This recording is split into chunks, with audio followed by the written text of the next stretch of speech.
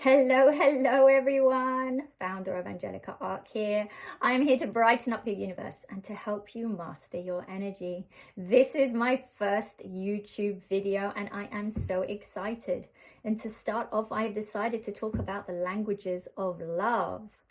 So I am sure many of you, even if you're in good relationships, sometimes you just think that you're not able to communicate with your partner, or he is just, or she is just not communicating back with you. You don't seem to get each other sometimes. You might even follow that cliche and actually think that they're from another planet. They probably are. We can look into that in another video. So before you get wound up with the partner, I want you to think about the following type of questions, and we can then refer back to them at the end of this training. So try to remember a time when they truly cared and you could feel that they truly cared about you. And then think of something from their perspective. So they've just said something and it's wound you up. Try and think of it from their perspective, okay? And then think, why do they do what they do? And then what is the positive intention behind their action? Okay, so I hear you say, okay, that's all interesting, but you told us there are love languages and we want to know what are they and how to speak them. Okay, let me get straight on with it. Number one, words of affirmation. This is when words really count. Words help boost up your partner. They help build up your partner. They help your partner to feel good. They put a smile on their face. It puts a nice lightness in their step. So what are words of affirmation? It is, for example, oh, you're looking gorgeous today. Oh, you smell wonderful. You always make me laugh. I'm so lucky to have you. Words mean a lot to these type of people that speak this language, the language of words, okay? So how much you care, you need to tell them on a daily basis. But be sincere, because these type of people with words are very intuitive and they can feel the emotions behind what you say. So when you use and choose the words, if you say you appreciate them, this resonates with them. If you tell them that you're proud of them, then they want to feel it. They don't want you to just say these things. They're very sensitive types as well.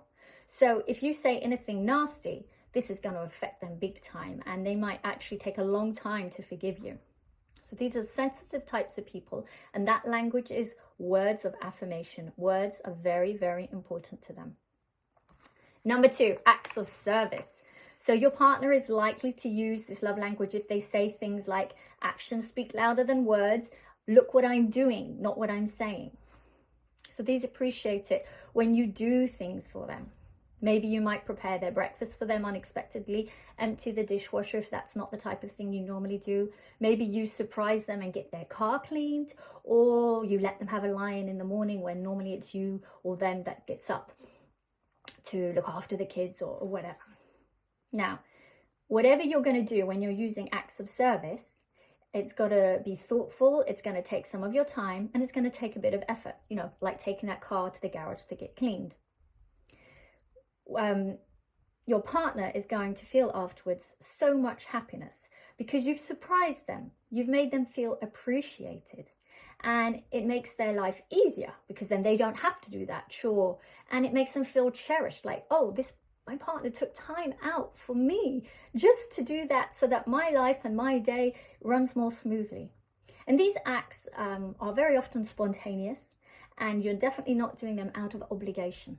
You're doing it out of love.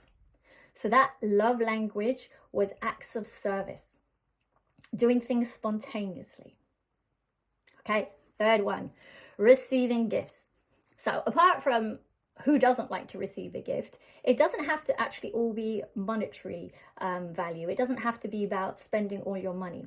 The gifts is a way of showing thoughtfulness. You've actually listened and you've picked up on something that they want. Maybe they saw this chocolate bar in a shop and they just didn't pick it up because they were worried they were going to get fat. And then you go and buy it for them. And not only does it show that you listened, you saw, you noticed, and it's a surprise, you're also thinking, they love me anyway and they don't mind if I, eat a chocolate bar. Then there's, it shows that you're thinking about them. It shows that you're listening, and it's that surprise factor. Aside from the obvious reasons of giving gifts, and as I said before, it's so nice to receive a gift, it's so nice to give, it makes that person feel noticed, it makes them feel important, and it makes them feel so cared for.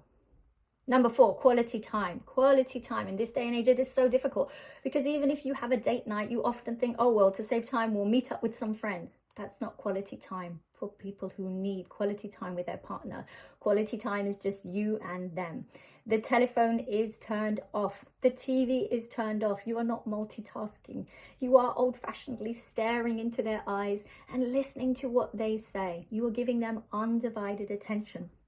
You could even just go for a simple walk with them and have a chat, even do a puzzle, however old-fashioned that sounds, or maybe plan an event or plan a trip for the future. But it's something that you're doing together and discussing together without any distraction.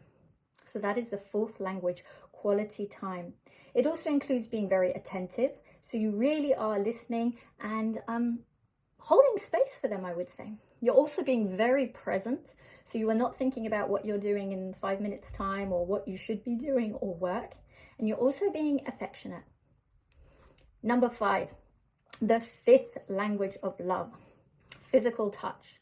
Now these people, they want to hold hands and kiss and hug, and maybe they want your head on their shoulder or even for you to caress their hair. They want you to not only feel that you're close by, but they want to physically feel you close by. They want intimacy. They want to feel that oxytocin hormone because it just builds up this feeling of trust with you. So those are the 5 basic love languages. Do you know which ones you respond to? Can you now think about which ones your partner uses? You could even go back to the beginning of this video and look at the questions that I said. Look at the actions he or she took. Why did they do that? Try to understand it from their point of view. Sometimes you do and you use the language that you are reciprocal to, but it doesn't resonate with the partner.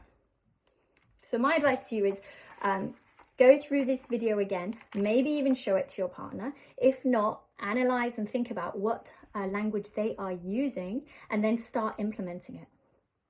I'm sure that this is just going to absolutely change the relationship you have with your partner, especially if you already have a really good one and you just want to take it to that next level. If this resonated with you, then you have found your whole healing home right here with me, and I will be broadcasting every 10 days, and I'm so excited to do so. If you want any further information, you can visit my website called Angelica Arc. Just put it into your browser. If you have any questions or want to make contact with me, there is an email link and I will include it down below. I so hope you enjoyed this. It was so much fun. I just love to share love with the world, and I am signing off with so much love.